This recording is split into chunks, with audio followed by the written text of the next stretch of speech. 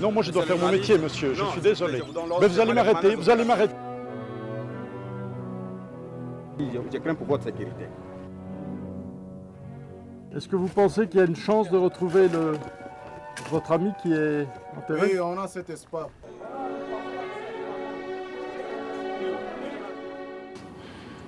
Ici, on est dans une Afrique ouvrière, mais aussi l'Afrique des multinationales. L'Afrique de la richesse de son sous-sol, du scandale géologique qui est celui de cette province du Katanga. En plein cœur de l'Afrique, des forêts tropicales à perte de vue. Et sous la forêt, une terre jaune, grise, rouge, riche en minerais, uranium, cobalt, zinc et cuivre surtout, qui a donné son nom à cette province de la République démocratique du Congo, Katanga. Des minerais convoités par le monde entier, tant ils sont essentiels aux pays industrialisés, et aujourd'hui indispensables au développement de l'Inde et de la Chine. Puisque la question était, est-ce la fin de l'époque coloniale? Je dirais plutôt que c'est un retour d'une nouvelle forme de colonisation économique. Pas politique, mais profondément économique, puisque là s'y affrontent des intérêts stratégiques, géopolitiques et financiers venus, contrairement à la période coloniale, des quatre coins du monde. Et au cœur, évidemment, de cette guerre économique, une guerre sociale, celle traditionnelle du capital et du travail. Le capital venant des pays riches et le travail étant celui des Congolais. Et au cœur de ça, il y a quand même, dans ce triangle, le politique évidemment, c'est-à-dire l'État congolais. Et mon personnage principal est bien représenté par un personnage particulièrement charismatique, populaire, populiste aussi, et homme d'affaires, un peu berlusconien, qui est le gouverneur de la province du Katanga, Moïse Katumbi Chapwe, bien nommé Moïse. D'ailleurs, il revendique d'avoir un nom d'élu.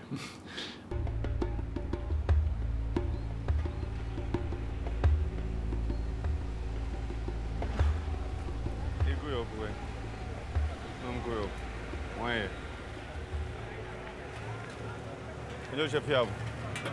Grand bila toi. Ah non mais angalia kule na ule. Amwende kule. Hein? Elle va être responsable muito. Qui est le responsable? Mais je vous ai dit l'autre fois que je ne vais pas voir des gens comme ça travailler comme ça. Il n'a pas les bottes, même celui-là avec des pantoufles. Eh, Kouyok. Et l'autre en babouche, viens. Moi, tu vas chinois au Kouyok. Parce que ce gouverneur est un moderniste. Il faut dire, il est très complexe. Et c'est ça que j'aime bien dans un personnage comme le gouverneur du Katanga. C'est que c'est un homme d'affaires, hein, très riche, dont on se demande comment il a pu bâtir sa fortune aussi rapidement, hein, avec sa famille.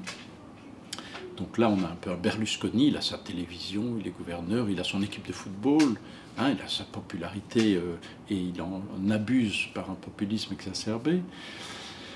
En même temps, il a ce côté un peu Chavez, si on peut dire, Venezuela, nationaliste, katangais, défendant la population, faisant des réformes pour des salaires minimums, pour des conditions de travail, pour que les recettes augmentent. Voilà, il a une vision, contrairement, je vais dire, aux habitudes d'une certaine classe politique au Congo qui a toujours pratiqué la prédation et le partage du gâteau comme activité principale de la politique. Si je trouve ça cet après-midi, je ferme l'usine. Can you hear me? If I find these people with this clothes, I close this afternoon. Your campagne. Non, non, je dis ceci. Si je les trouve comme ça, je vais fermer l'usine aujourd'hui même. Et c'est la dernière fois. Et vos fondeurs touchent 120 $. Non, non, non. Les fondeurs ne peuvent pas toucher 120 $. Les fondeurs, le moins payé, c'est 300 $. Bonjour. Mais, regardez, ce n'est pas possible. Vos gens n'ont pas de tenue de fondeurs. Ils sont avec des jeans. Non, non, non, non, non, non, non. Écoutez, je rentre l'après-midi. S'ils n'ont pas de tenue, je ferme la société. Là, je suis désolé. Non, non, s'ils n'ont pas de tenue de fondeur, je ferme la société. C'est tout.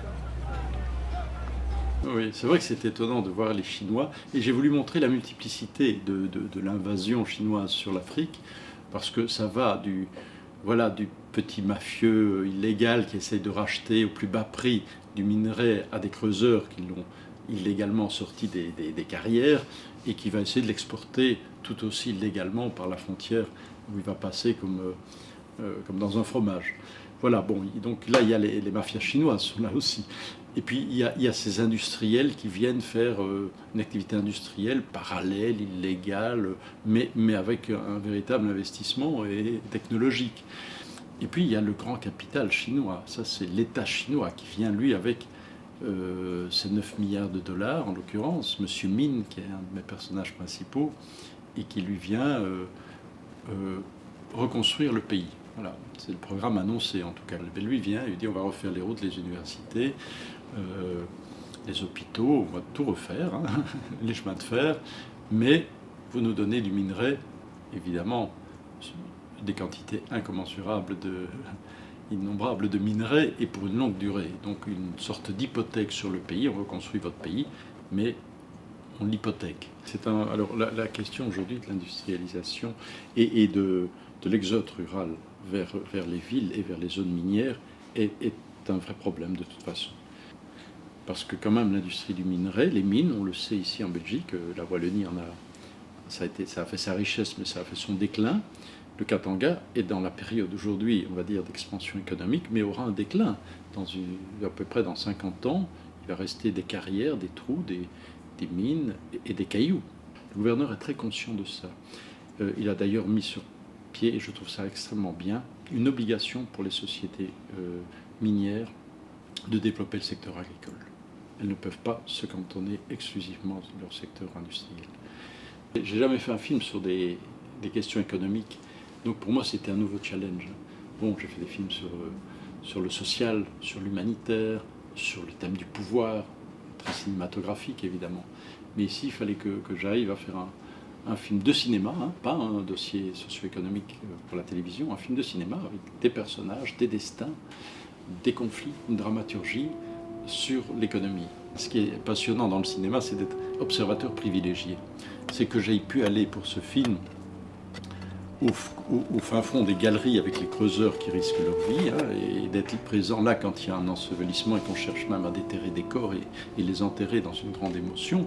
Mais je suis là aussi avec un grand capitaliste chinois comme M. Min qui arrive pour dire qu'il va reconstruire le pays et qu'il amène 9 milliards de dollars. Donc c'était ça qui est intéressant, c'est de faire par les images, par le cinéma, par les personnages, par les destins, d'avoir tout d'un coup au cœur de l'Afrique une partie, je vais pas dire de dés, mais un jeu d'échecs géopolitique qui se joue entre les grandes puissances, le capitalisme international et les Africains dans leur précarité, mais aussi dans leur lutte pour leurs droits, leur révolte.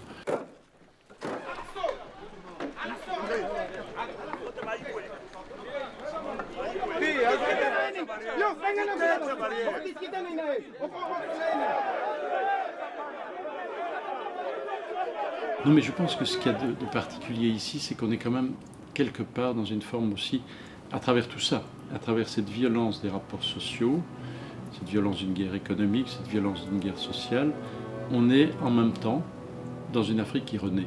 C'est-à-dire, je pense que le film est là, nous montre un peu l'accouchement douloureux, convulsif, violent, mais un accouchement quand même.